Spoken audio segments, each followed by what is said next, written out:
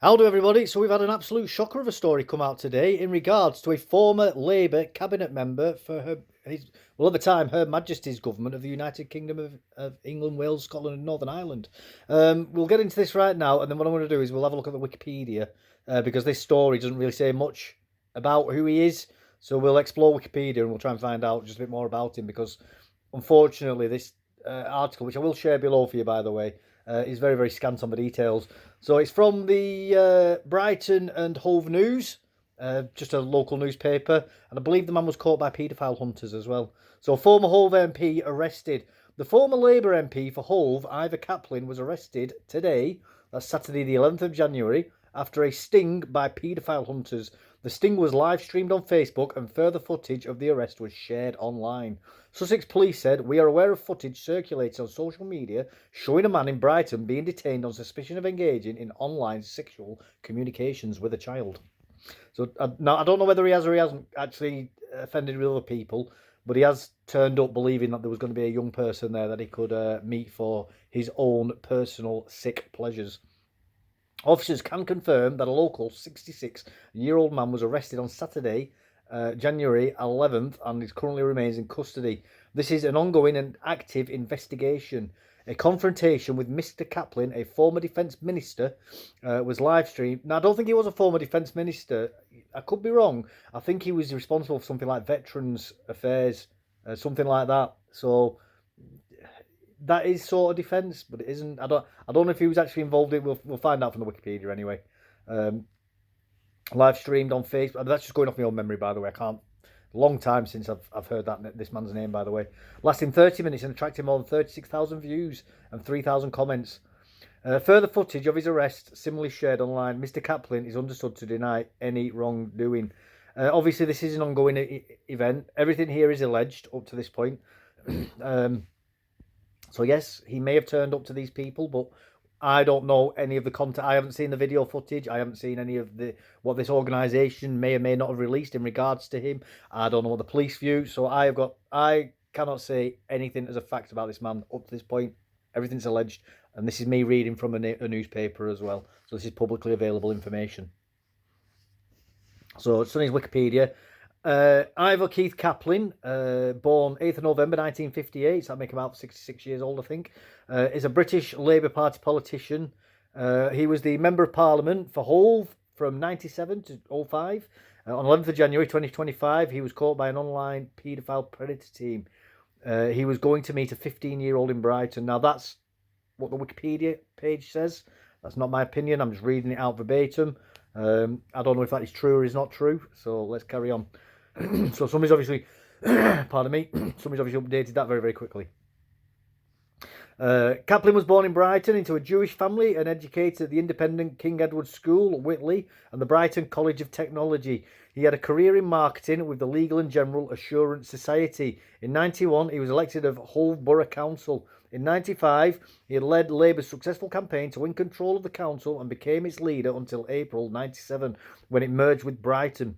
He was elected to the new Brighton and Hove Council in 96 and was deputy leader until resigning from the council in March 98. So he's obviously not a nobody inside the Labour Party, and he's obviously had a lot of influence inside the Labour Party for many, many years, you know, with what he's been up to. And I do feel this will go a long way to actually explaining why certain people in the Labour Party, although I can't prove it, this is only my own speculation, if this allegations are true about what he's alleged to have been doing with trying to meet up with young people, if alleged, would go a long way to explaining why the Labour Party have been so adamant about putting a lid on things like the grooming gangs, because it would appear that many, many people in the Labour Party are involved in that sort of behaviour themselves, from what I can tell and from my own uneducated, uninspired opinions, which I make purely from my own observations. Kaplan was elected as Member of Parliament for Hove in 97. In 98, became Parliamentary Private Secretary to Margaret Beckett. Following re-election in 2001, he became Assistant Government Whip and then Parliamentary Under-Secretary of State and Minister for Veterans at the Ministry of Defence. Yeah, so he wasn't actually involved in defence, so to speak.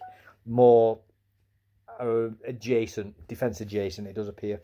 Following the invasion of Iraq in 2003, Kaplan was the focus of anti-war protests, mostly coordinated by Hove Action for Peace. Large weekly protests were held outside his constituency surgery at Hove Town Hall. for a few years. During his term as Parliamentary Under-Secretary of State of Defence, he introduced a Veterans Badge for those who had served in HM Armed Forces. He stood down from the House of Commons in 2005 general elections. Well, I've got one of those badges, and I can certainly say that has been life-altering for me. It's made my life so much better after being in the military. I am obviously saying that tongue-in-cheek, and what a waste of time those badges are. They do nothing for you, I'm afraid. I mean, people like me would actually like money. I'm not going to lie. I would like money and recognition. A badge, it's tokenism.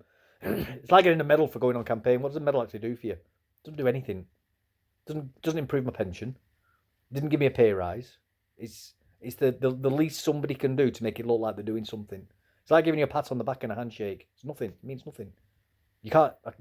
That badge doesn't pay my bills. That badge doesn't reduce my mortgage repayments. That badge doesn't make it easier for me to get employed or anything like that. It does nothing for me. There's absolutely nothing to help me. Nothing whatsoever. So, waste of time, in my opinion, those badges.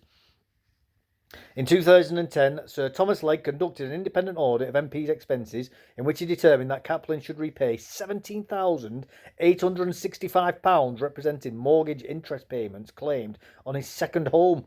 Now, this second home thing, by the way, is a thing that MPs have engaged in. So, say I became an MP. I live in Lancashire, which is in the north of England, and I obviously had to go down to the Houses of Commons regularly. This whole second home thing was about buying a house in the London area so you can commute easily to work. I just find it insane because they keep that property, so they get it paid on expenses. They have an actual second home that they own, and then when they leave as being an MP, they keep the house that they haven't paid for, that the British taxpayers paid for. It's actually insane. They should have buildings for them in London. Houses like, I don't know, build a block of flats or something for them to live in. Buy private houses dotted about London. Where they could say, look, if you want to live in London, this is the house we'll provide you with. MP supplied housing. Like the military don't get to do that. When I was in the army, in fact, when I was stationed in Germany, I didn't get to go and buy a house and have the British Army pay for it for me at the expense of the British taxpayer. Why should these people get that? It's crazy. It's absolutely crazy. Like the level of money. You see, people talk about MPs' wages not being the best compared to other parts of the world, but the way they fiddle the books, it's like during lockdown, Angela Rayner was sat down with a brand new Apple tablet worth over £1,000 with £800 Apple earbuds in.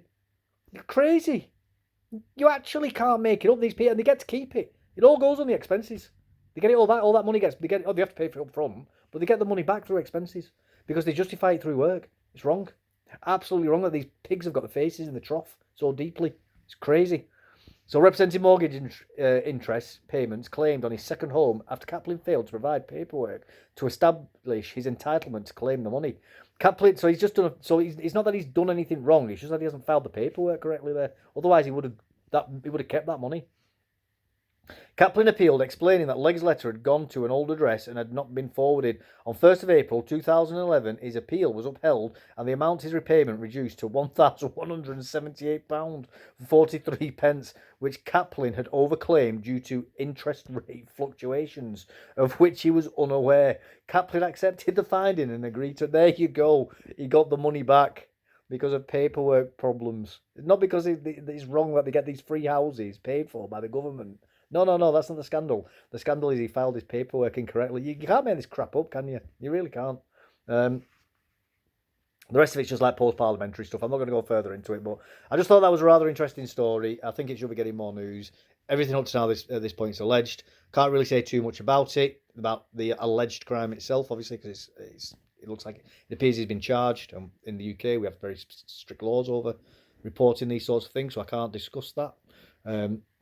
But it's to most people, myself included, I'm not surprised that an ex-Labour government minister has been caught allegedly doing those sorts of things. And I won't be surprised if many more end up getting caught as well. And it could go a long way to explaining why Labour are so active in trying to keep these sorts of things quiet and why they keep putting a lid on the grooming gang scandal. But the internet's a very powerful thing and is going a long way to exposing a lot of people. And we'll leave it at there anyway. Thank you for your time. If you enjoyed that, please like, subscribe. Do put a comment below. I love reading your comments and I love replying to them. Thanks for your time. Take care and goodbye.